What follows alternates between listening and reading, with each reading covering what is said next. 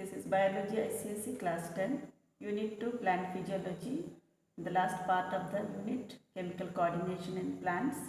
And in this lesson, we are going to cover the plant growth, trophic movements, and some of the plant hormones and its functions.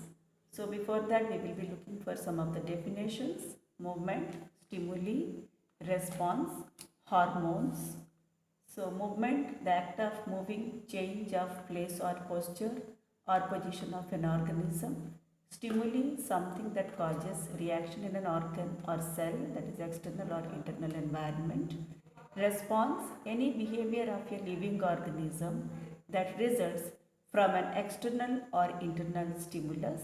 Any stimulus, any change in an organism, that is stimuli, bringing from the externally or internally. And this hormones, plants respond to stimuli by producing chemical compounds in its body.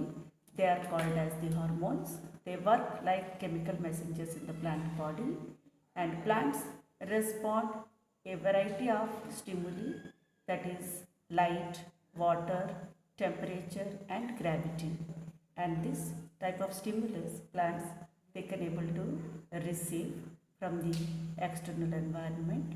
The term hormone was first coined by William Bayliss and Ernest Darling in 1902, and they have differentiated the two varieties of the hormones, that is plant hormones and animal hormones. Plant hormones are known as phytohormones. Plant hormones are of 5 types, that is auxins, gibberellins, cytokinins, ethylene and abscisic acid. Abscisic acid is also called as ABA, that is short form.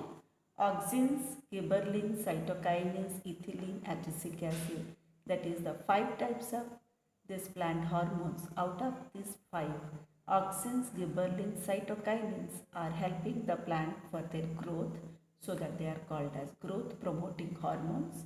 And ethylene, abscisic acid always retarding the growth of the plant body, so that they are called as growth retarding, or it is the promoting the senescence. Senescence means aging of the plant, and finally the plant can able to die, so that they will be always promoting the senescence or aging, or always retarding the growth of the plant body. So out of these 5, I have divided in 2 categories. One, auxins, gibberellins and cytokinins are growth promoting hormones. So out of this growth promoting hormones, auxins we will go through. Auxins are always, they will be appear in the plants, that is the meristematic region, that is growing regions of the shoot apex, root apex, lateral meristems. They are present because they are always helping the plant body to grow, and they always delay the leaf senescence. That means they will be always protect the falling of the leaves and promote the growth of the apical buds, and inhibit the growth of the lateral buds. And sometimes this particular plant hormones of the first kind, the growth auxins, growth hormones, they are the lateral buds occur only after the removal of the apical buds, so that this they will show a particular phenomenon that it is known as the apical dominance. And here the suppression of the growth of lateral buds by the apical buds is known as the apical dominance. And also they show one of the another particular remarkable character, that is the parthenocarpic fruits or parthenocarpy. Such development is there in the plants that they show fruits without fertilization, and this particular phenomenon is known as the parthenocarpy. And the type of fruits when they develop, they are called as parthenocarpic. And this type of fruits are, example is apple and tomato and bananas. So auxins are always present in the root tips and the shoot tips. Second one is gibberellins. Gibberellins are another kind of plant hormone. They are also just like working like auxins, and they are also known as the GA1, GA2, GA3. Out of this, GA3 is the gibberellic acid. GA3 is the most commonly studied form of the gibberellin of the hormones. They are also growth promoting, and they are also showing as the same of the parthenocarpy and also apical dominance also, and they also delay the aging or senescence. Gibberellins are widely used in horticulture and food industries also. And we will be coming to the third one. Third one is the cytokinins. Cytokinins are the hormones. They are always helping for the division of the cell, and specifically they will be present in the root tips and are transported to the xylem cells, and they are always found in the germinating seeds, developing fruits and embryos, and they will be always functioning in the plant body to stimulate the growth by cell elongation, promote the cell division, and also break seed dormancy and promote the germination, and it is also promote the chlorophyll synthesis in the chloroplast and delay the leaf senescence. And coming to the fourth category, which one is known as the ethylene, which is known as the gaseous hormone. It is naturally existing as in the form of a gas, and ethylene is produced in higher plants and fungi. All the living cells are capable of producing ethylene, but more ethylene is produced in the meristematic tissues, and this ethylene is causes two processes, that is the reduction in the stem elongation and acceleration of the senescence. They are also helpful for the ripening of the fruits and sprouting of the potato tuber and promoting the root growth and root hair formation, initiating the germination in the peanut seeds and inducing flowering in the mango fruits. Last category is the abscisic acid, which one is also known as the one of the growth retarding or promoting the senescence in the plant body.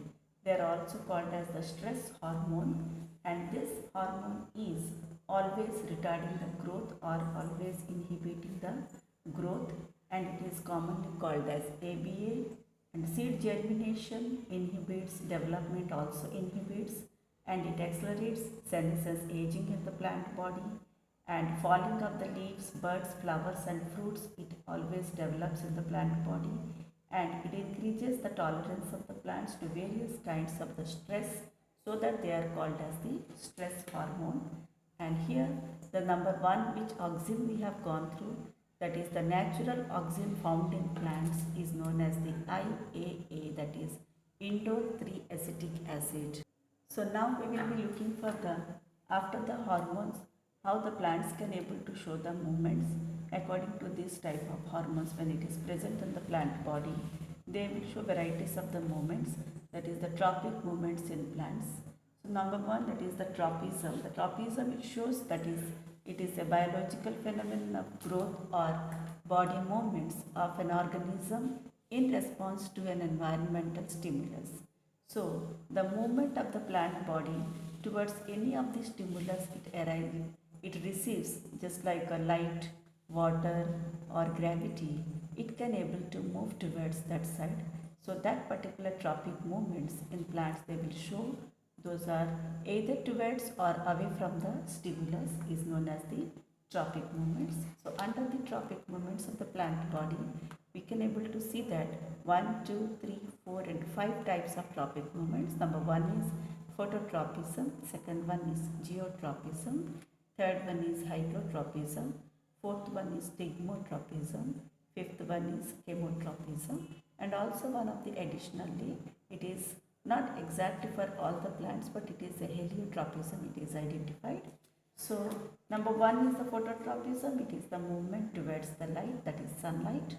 Geotropism is towards the movement or stimulus, it is growing towards the gravity, Earth's gravity. And hydrotropism, it is in response of the plant parts towards the water or the moisture. And thigmotropism is plant growth of the plant parts in response towards the touch or any of the support. And chemotropism is in response to the plant organs towards some of the chemicals or any of the chemical substances. So this 5 of the tropisms which it is there in the plant body. So all the plant parts are not very much active towards the every tropism. Phototropism in case of the plant body, shoot is very much active and root is very much inactive. So that we will say that shoot is positively phototropic, root is negatively phototropic. In case of geotropism, roots are very much active and shoot is very much negatively responding, so that in geotropism roots are positively geotropic and shoot is negatively geotropic. And in case of hydrotropism also like that, the roots are very much actively receiving the water and moisture, shoot is very less and very much inactive. Pygmotropism, the plant movement is always in response to the touch, that is the some of the plants which are creepers are having the stem tendril will be present, that they will move towards the any of the support so that they can be able to twin their tendrils towards that side. So that is the support or any of the touch it will be. And chemotropism, the movement of the pollen tube, or we can able to say that when the pollen is passing into the ovule of the ovary, that time it can be able to respond towards the some sort of sugars and peptones inside the stem pollen tube or inside the stigmal tube. So in that case it can be able to moving towards the chemicals. And sometimes another example also we can go through the movement of fungi growing towards the areas wherever it is rich in food, it is also known as the chemotropism.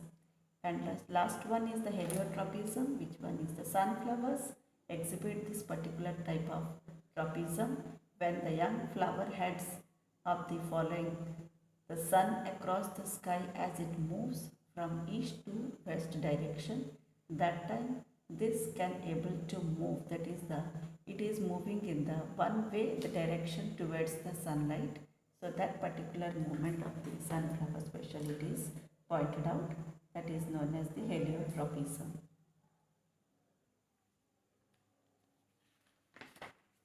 For phototropism, there is an activity is given in your book, page number 85.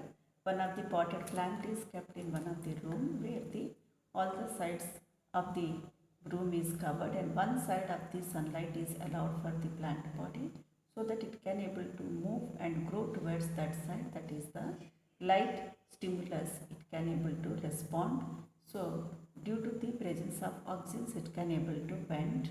And geotropism, one of the example is given in your page number 85, that is the figure number 7.1, that plant roots are always pointing towards the gravity or towards the center, so that the any side plant may move but the roots will be always turning towards the down. So to explain this particular phenomenon, it is given as the one of the apparatus are shown as clinostat, that is the rotating one of the pot present with the rotation movement is to be presented, and with that movement the roots always towards pointing out towards the gravity or towards the earth, and when it is bending towards the earth, that it is the finally it is showing the geotropism. If it is always going to be straight, then it is not the their particular function of the geotropism.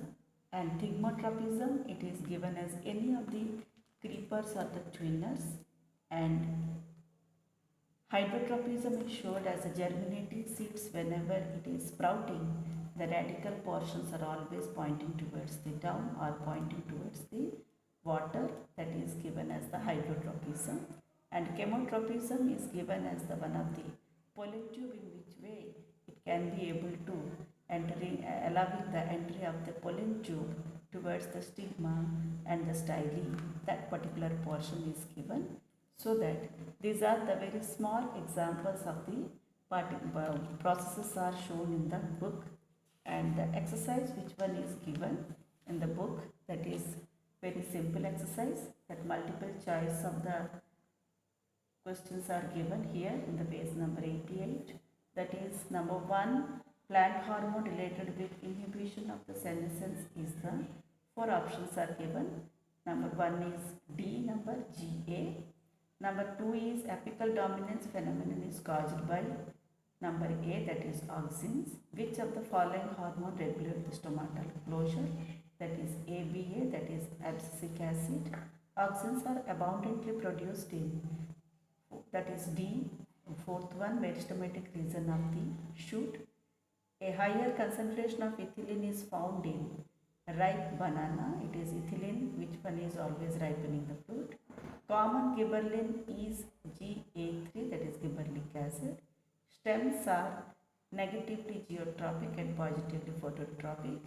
And eighth number is entropic movement. Plant parts move towards, either towards or away from the stimulus, that is C number. It is given, so that the portion of the questions are very simple and very less of the questions are given, and you can able to do it. And thank you very much. Please continue this.